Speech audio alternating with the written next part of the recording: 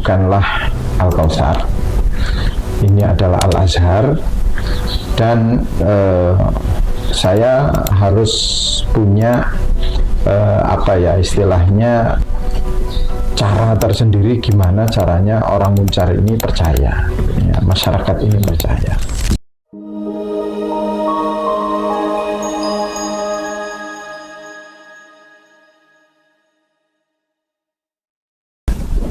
Assalamualaikum warahmatullahi wabarakatuh. Waalaikumsalam warahmatullahi wabarakatuh. Alhamdulillah rabbil alamin, pada kesempatan kali kedua ini kita bersama kembali dengan pimpinan Pondok Pesantren Modern Al-Azhar Muncar bersama Kiai Haji Abdillah Asad LSI MPD. Pada kesempatan yang kedua ini kita akan membahas lanjutan dari sejarah Pondok Pesantren Modern Al-Azhar Muncar tentang masa perintisan dan tantangan serta perjuangan, di mana nanti akan ada beberapa pertanyaan-pertanyaan yang kita ulik bersama beliau, pimpinan Pondok Pesantren Al-Azhar Muncar. Pada episode ini kita akan membahas nih masa-masa perintisan. Kita sapa dulu pimpinan Pondok Pesantren Modern Al-Azhar Muncar. Selamat pagi. Oke, selamat pagi Mas Yahya. Alhamdulillah, kita dipertemukan untuk kali yang kedua untuk membahas sejarah lanjutan terkait Pondok Pesantren Modern Al-Azhar Muncar.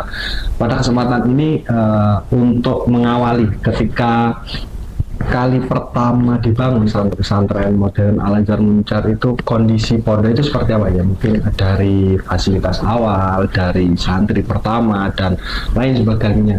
Dan karena proses peralihan pastinya memiliki sejarah yang berbeda juga dengan posisi di adanya dulu Pondok Pesantren Al-Kautsar ini seperti bisa diceritakan. Terima kasih. Alhamdulillah untuk kali yang kedua kita punya kesempatan untuk bertemu lagi.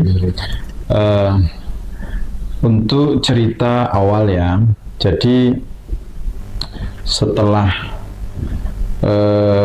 ada kalimat bahwa pondok ini saya disuruh mengembangkan ataupun melanjutkan supaya jariah orang Muncar ini, Jamiatus Sholihin tadi itu tetap eksis. Akhirnya saya punya ya bismillah lah untuk ngawali, terus kemudian saya meyakinkan kepada keluarga dan orang tua bahwa kita siap-siap untuk membangun. Tentunya tidak mudah ya, karena kondisi cukup lumayan lumayan berantakan ya, atau lumayan inilah bangunan kan sudah lama. Tapi sebelumnya saya ingin waktu itu Kiai Hamid, saya minta kepada beliau untuk mengumpulkan masyarakat dan tokoh masyarakat supaya beliau berpidato di depan umum bahwa ada peralihan dari Al-Kautsar ke Al-Azhar. Gitu. Ya udah, waktu itu dikumpulkan kurang lebih sekitar berapa ya, kalau yang hadir mungkin ada sekitar 300-an ya, yang hadir semua tokoh-tokoh, terus takmir masjid, takmir musola, semua dikumpulkan di sini. Kemudian Kiai Hamid pidato, terus saya dikenalkan oleh beliau, terus saya juga menyampaikan ya bukan dikatakan visi misi ya, walhasil saya akan berusaha untuk melanjutkan supaya wakaf yang diamanatkan oleh Jamiatus Sholihin tadi itu tetap berjalan. Nah, tentunya memang tidak mudah. Tantangan pertama bahwa ini bukanlah Al-Kautsar, ini adalah Al-Azhar, dan saya harus punya istilahnya cara tersendiri gimana caranya orang Muncar ini percaya, ya, masyarakat ini percaya.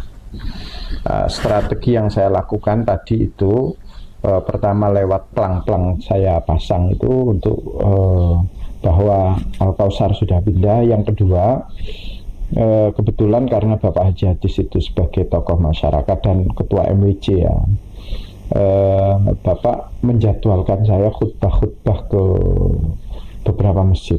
Hampir semua masjid yang ada di Muncar, khususnya Kedung Rejo dengan Tembok Rejo, itu semua masjid hampir saya masuki dan ngaji dan khutbah di situ sebagai bentuk bahwa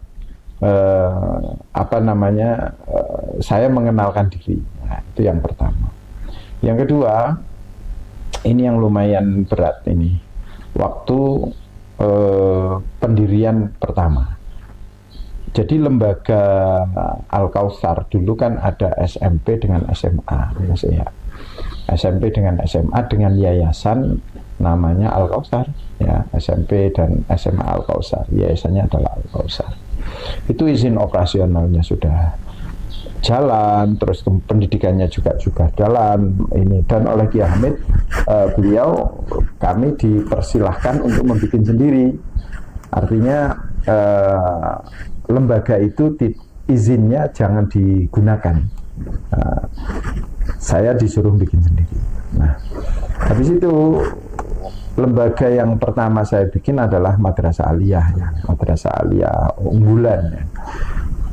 Karena di samping pondok ini ada MTS Al-Islah unggulan.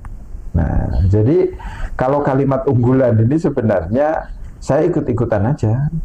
Di MTS itu ada unggulan, saya ikut unggulan. Nah, harapannya dari MTS Al-Islah masuklah ke Aliyah unggulan Al-Azhar. Jadi sesimpel itu. Nah, kemudian saya sempat memasang banner, ya, kemana-mana itu masang banner. Waktu itu saya mendapatkan santri Aliyah itu 11. Tapi di saat yang sama guru-guru, karena dibuka sekolahan baru, guru-guru itu yang daftar 22.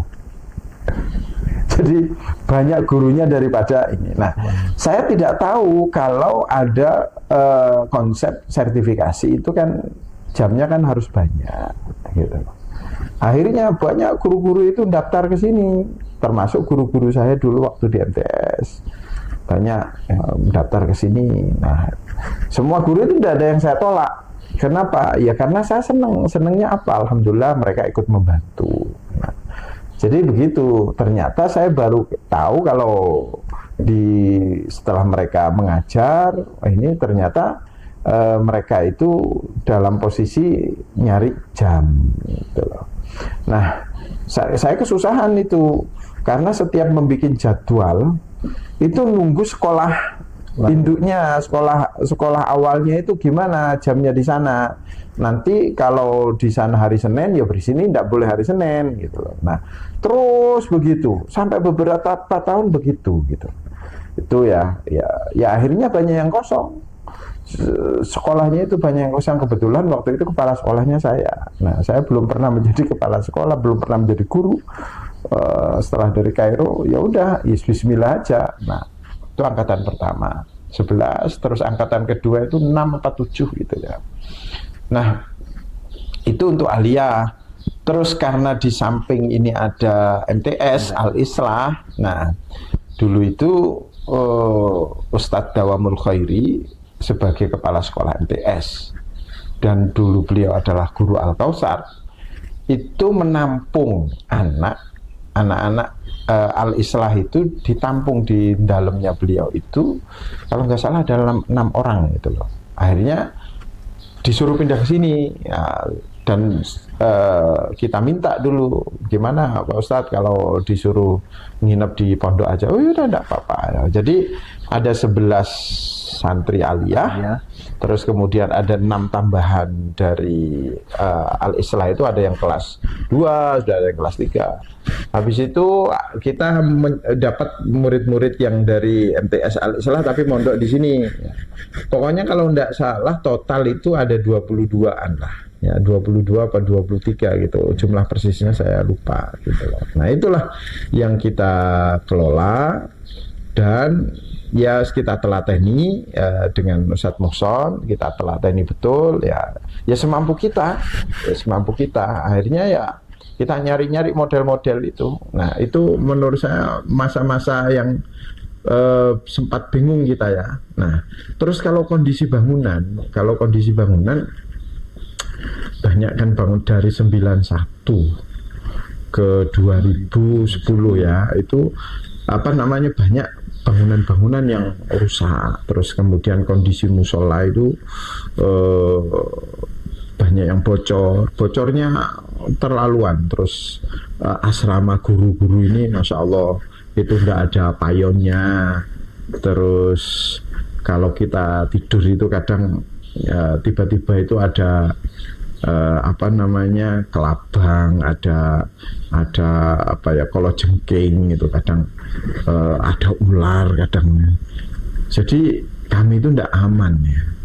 Terus saya sempat sama ya Allah, kayak gini ya ternyata menjadi itu ya, mengasuh pesantren itu ya Allah, sempat Mas ternyata susah ya, ya inilah kita ekonomi masih belum mapan, terus kemudian apa namanya ya, santri sudah harus datang, terus kita tidak bisa kemana-mana, 24 jam harus ngopeni, kita menjadi kepala sekolah, terus sementara guru-guru 22 itu ternyata guru nyabang semua, itu betul-betul ini. Nah untung waktu itu Kiai Hamid sangat ini ya, Kiai Hamid itu meninggalkan pesantren Al-Kausar ini, sudah tahu kan beratnya ngopeni pesantren.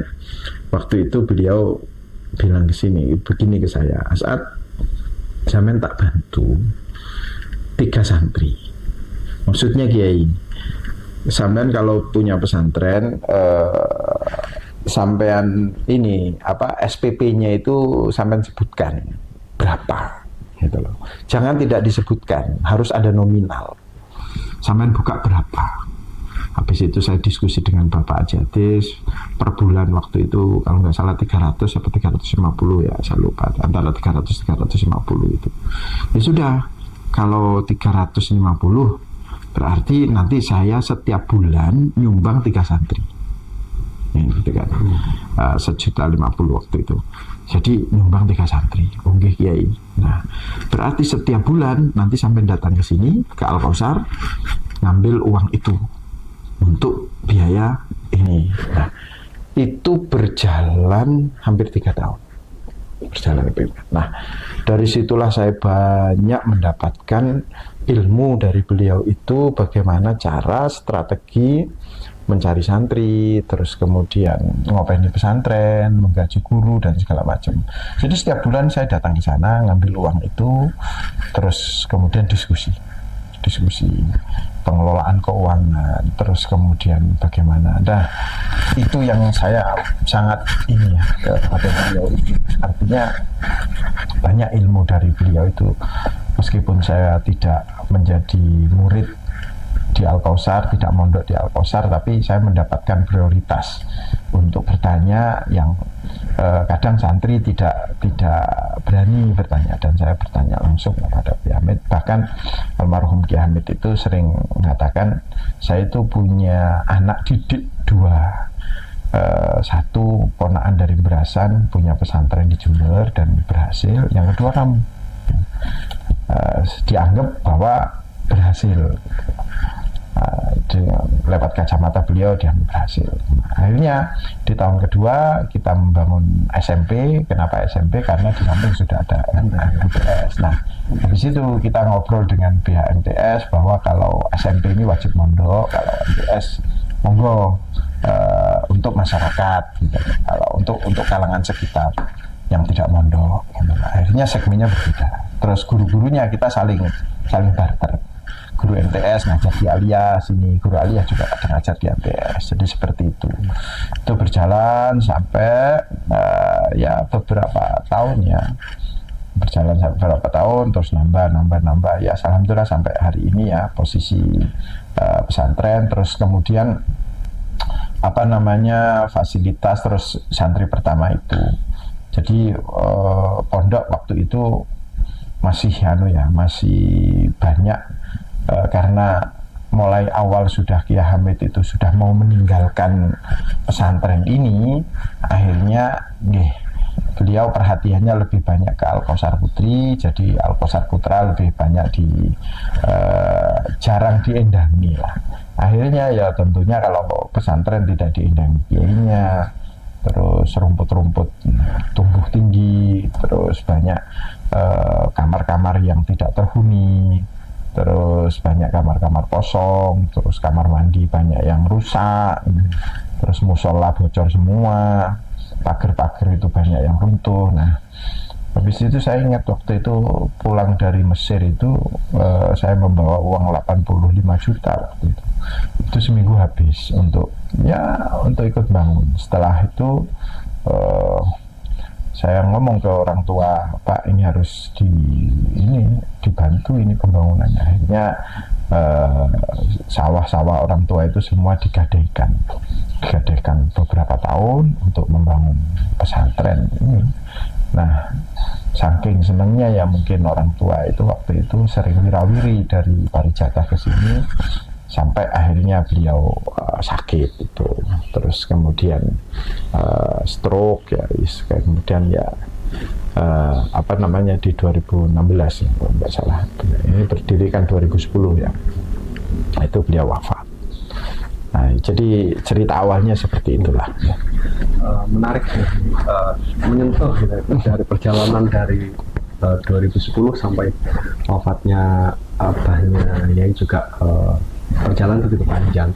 Lalu mungkin tantangan terberat apa nih yang proses perintisan itu yang mungkin sangat berat sekali. Tadi kan disebutkan sudah ada biaya dan sebagainya, mungkin ada hal lain. Yang pertama, kami itu dari keluarga yang bukan keluarga pesantren. Artinya baik dari bapak bukan seorang kiai, mertua juga tidak seorang kiai. Kami harus macak kiai, berusaha untuk menjadi seorang pengasuh pesantren.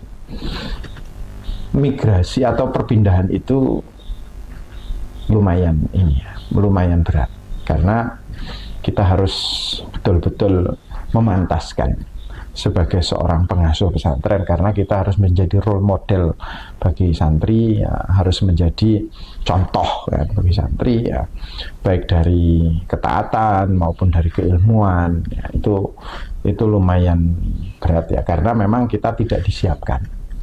Adapun cita-cita awal orang tua itu menurut saya hanya sekedar ucapan saja, tapi begitu ini kita harus memantaskan. Jadi antara saya dengan istri itu juga berat. Jadi harus kita betul-betul tampil di masyarakat sebagai seorang tokoh masyarakat, tampil di depan santri harus sebagai seorang pengasuh pesantren itu ya. Terus yang kedua, dari sisi ekonomi kita itu kan harus menghidupi pesantren, juga harus menghidupi diri kita sendiri. Diri kita sendiri itu masih belum beres. Untung saya itu termasuk kategori mulai di Mesir itu memang orang yang tidak menggantungkan biaya hidup saya itu kepada beasiswa semata gitu. Saya punya pengalaman bekerja di Mesir sebagai pedagang tempe, terus penjual kangkung, terus telur asin, sampai kontainer. Kalau di Mesir hari ini ada namanya kontainer Al-Kiram, itu saya yang mendirikan gitu loh. Nah, bahkan waktu pulang ke Indonesia di saat kontainer saya Al-Kiram ini lagi di puncaknya. Jadi saya harus memilih di situ dengan bergelimang laba yang begitu besar waktu itu, karena satu-satunya yang kontainer dari Kairo door to door ke rumah-rumah itu Al-Kiram itu. Ada banyak kontainer tapi tidak door to door. Nah, punya saya langsung door to door dan kategori murah. Nah, itu lumayan, di saat puncak-puncaknya saya harus pulang gitu loh. Nah, jadi saya bilang ke istri bahwa ya kita harus pulang karena kita di Mesir ini tidak menjadi tujuan kita memang kita berdakwah di Indonesia gitu. Nah, akhirnya saya pulang. Ya sempat saya mendapatkan beberapa laba setiap pengiriman, itu ada 2 atau 3 kali pengiriman saya dapat ya. Tapi setelahnya itu saya tidak dapat lagi. Nah, akhirnya saya harus yang ngajar, saya harus ngopeni ekonomi keluarga. Yang saya lakukan waktu itu, saya sempat jualan es di depan MTS Rona itu kan ada namanya es Wawan itu. Saya habis ngaji biasanya langsung berangkat untuk beli es, pulaan es, kemudian saya jual ke santri, kan. Terus terus yang kedua sempat saya itu bikin telur asin, melanjutkan usaha waktu di Mesir. Saya sempat bikin telur asin, punya pengalaman lah untuk bikin telur asin. Akhirnya saya jual telur asin, ya dijual ya di masyarakat Muncar. Kadang yang sering telepon teman-temannya itu Bapak Haji Atis, ini ada telur ini, nanti saya yang antar, pesan berapa, antar gitu. Terus di sela-sela ini saya sempat ini jualan sepatu, bahkan saya nyales ya di hampir semua toko sepatu di Banyuwangi itu saya masukin, baik di Genteng, Banyuwangi Kota, toko Jampi, di Srono itu ada toko Jepang, itu juga saya masukin. Satu pun tidak ada yang beli, atau pun tidak ada yang ambil. Nah, saya sempat gelar, bahkan anak-anak dulu saya minta santri-santri itu untuk dengan alibi belajar entrepreneurship-nya. Ya sebenarnya kalau mau jujur ya sebenarnya saya ingin dibantulah untuk jual sepatu itu. Ya itulah sebuah perjalanan ya, itu menurut saya lumayan berat. Nah, yang paling berat lagi itu merutinkan tahajud. Itu Masya Allah, merutinkan tahajud itu sempat ini karena saya ada sebuah amanah sebenarnya dari salah satu tokoh, bahwa menjadi kiai itu tidak mudah karena harus ada ritual-ritual atau ibadah-ibadah yang harus kau lakukan melebihi dari orang-orang biasa. Akhirnya ya diantara ijazah beliau itu diantaranya adalah sholat tahajud itu. Akhirnya saya lakukan sholat tahajud berjamaah itu, dan itu paling berat. Itu paling berat itu, karena kita setelah ngopeni santri sampai malam, kadang jam 12 baru tidur, sementara kita jam 2:30 itu harus bangun gitu. Habis itu melanjutkan subuh sampai menjadi kepala sekolah, sampai sore ngajar lagi. Itu yang rutinitas itu yang menurut saya berat ya. Meskipun hari ini masih melakukan rutinitas itu, tapi sudah lumayan panjang kan perjalanan itu, sudah menjadi seakan-akan di bawah alam sadar kita melakukan itu gitu. Nah itu yang lumayan ini ya. Jadi ada transformasi dari orang-orang yang tidak punya pesantren atau bukan sebagai tokoh masyarakat, untuk layaknya seorang tokoh masyarakat dan layaknya orang yang harus memberi ceramah, layaknya orang yang harus ngajar, itu kan otomatis kan harus belajar dulu. Gimana kita mau ngajar kalau kita tidak belajar kan? Nah itu lumayan ini, membagi waktu itu. Terus kemudian kita harus tampil baik di mata orang gitu kan, ceramah, pidato itu kan bagi sebagian orang mungkin biasa, tapi sebagian orang itu kan sesuatu itu transformasi. Terus dari sisi pembiayaan, dan alhamdulillah di awal-awal untung Bapak itu bilang ya sudah, semua apa yang kita punya kita gadaikan, mau yang kita punya kita gadaikan untuk.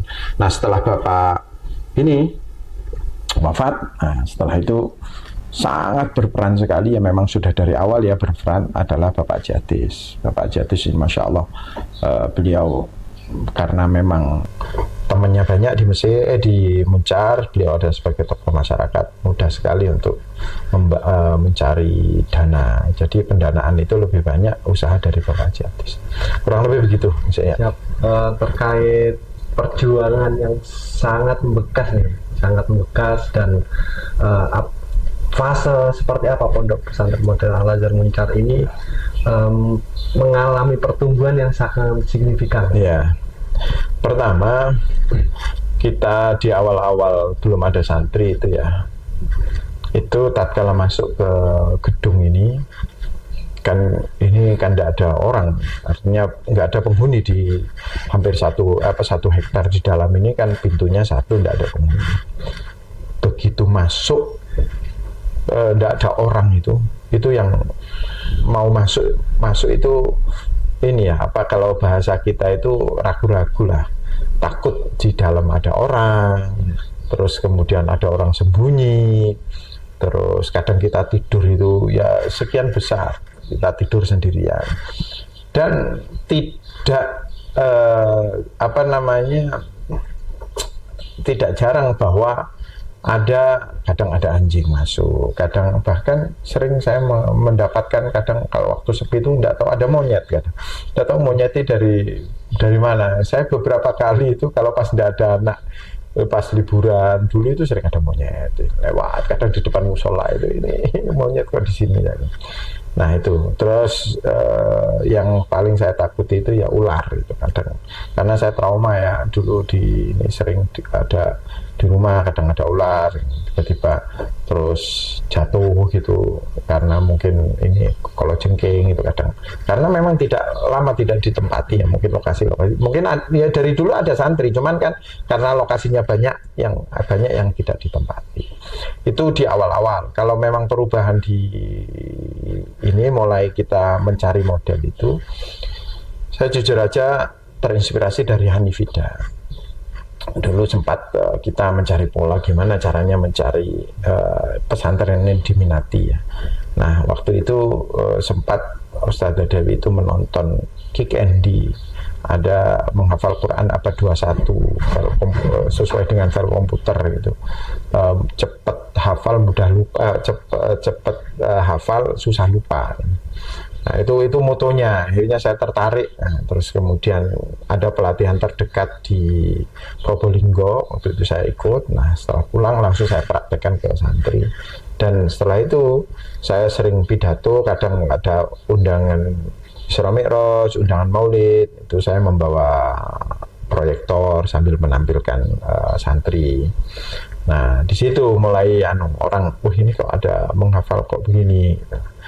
Nah itu terus ya karena dari tahun ke tahun itu karena kita belum punya roadmap yang jelas ya, belum punya cita-cita bagaimana sih idealnya pesantren itu, berbeda dengan pengasuh-pengasuh yang lain yang sudah ditanamkan oleh orang tuanya, melanjutkan metode dari orang tuanya. Kalau kita memang betul-betul mau niru modern, kita bukan orang modern, terus kemudian mau betul-betul salap murni, masyarakat sudah bergeser gitu. Jadi ya kita akhirnya pengawinan itu, kolaborasi antara modern dengan salaf, itulah yang kita lakukan sampai hari ini pun. Kita terus tajdid, kita terus memperbaharui mana sekiranya yang lebih baik kita ambil, mana yang sekiranya bisa masyarakat trust terhadap pesantren, metode apa ya kita ambil. Jadi itu masih ya yang dari perjalanan tahapan per tahapan, kurang lebih begitu. Terakhir ya terkait awal program pendidikan apa yang menjadi pendongkraknya atau pengembang dari untuk memperkuat pondok pesantren ini. Tadi kan kita tahapannya pertama awalnya itu kan kita mau menyentuh Al-Kausar, yang mana Al-Kausar sendiri itu adalah kiblatnya adalah Gontor. Ternyata kita sendiri backgroundnya salaf, akhirnya begitu kita kolaborasi apa sekiranya yang bisa dikolaborasikan. Materi-materi saya ambil dari salaf, terus kemudian faktor kedisiplinan, terus kemudian faktor kerapian. Itu sebenarnya saya ingin meniru apa yang dilakukan oleh Gontor. Nah, yang lumayan memperkuatkan itu ya setelah anak-anak, saya memimpikan bahwa anak-anak ke Mesir itu, anak-anak yang lulusan gimana caranya Al-Azhar ini bisa dikenal, terus kemudian lulusannya bisa masuk ke luar negeri akhirnya. Dan itu memang impian saya dari dulu, karena saya sempat waktu kuliah di Mesir itu kan, yang di Mesir itu hanya beberapa, 3 orang kalau nggak salah itu, saya, Ustadz Syakur dengan Ustadz Wufron.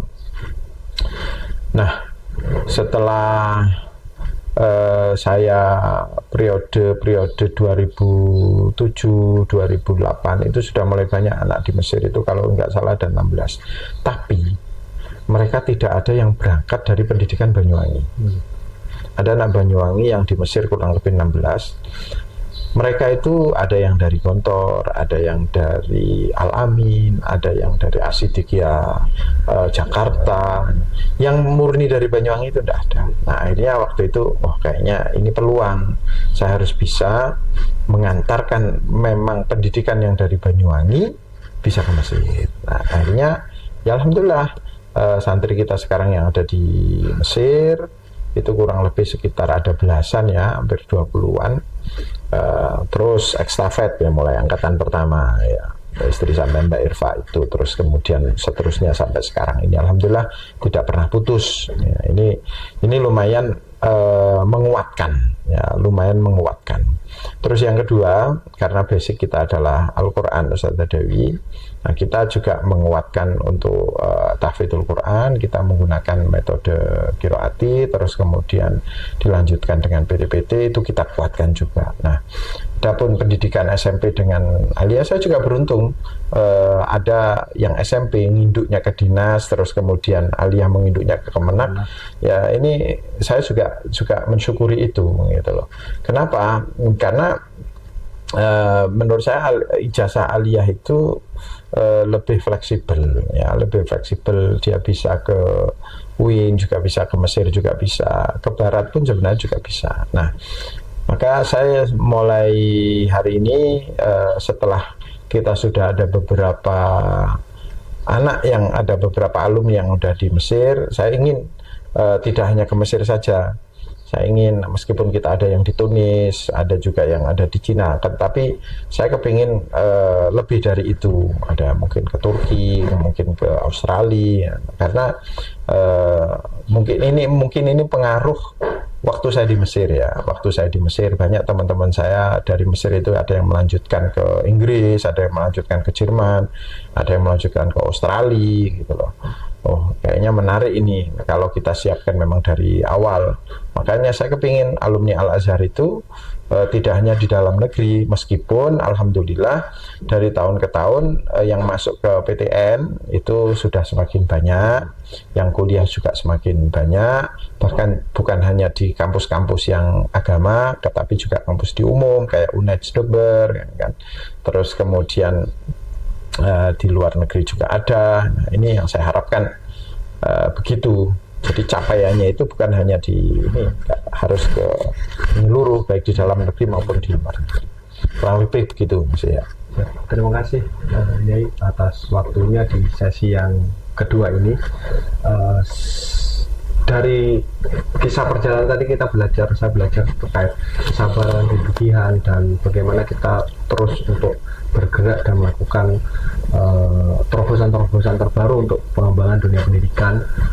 Teman-teman, jadi kisah ini kita cukupkan di sesi kedua ini. Masih ada sesi-sesi selanjutnya untuk mengulik lebih dalam lagi terkait ke depan Pondok Pesantren Modern Al-Azhar Muncar, terkait visi misi. Bahkan nanti kita sudah mendengarkan langsung dari pimpinan bahwasannya alumni Pondok Pesantren Al-Azhar Muncar juga tidak difokuskan hanya di Al-Azhar Mesir saja, tapi juga ada yang di Indonesia dan di Cina, dan mungkin sekarang akan merambah ke Turki. Banyak harapannya bisa ke Harvard di Amerika dan sebagainya. Dan proses yang begitu panjang dan perubahan yang begitu signifikan, harapannya saya selaku alumni juga dan optimis bahwasanya perkembangan Al-Azhar akan terus maju dan berjaya, karena kita melihat euforia yang ada di dalam juga saling bersaing untuk memberikan yang terbaik oleh di Pondok Pesantren Al-Azhar Muncar. Dan pada kesempatan kali ini saya berterima kasih kepada pimpinan, kepada Yai As'ad, Kiai Abdillah As'ad LCMD atas waktunya dan kesempatannya. Jangan lupa tonton terus channel kami di PPM Al-Azhar Muncar. Sekian dari saya, mohon maaf. Assalamualaikum warahmatullahi wabarakatuh. Waalaikumsalam warahmatullahi wabarakatuh.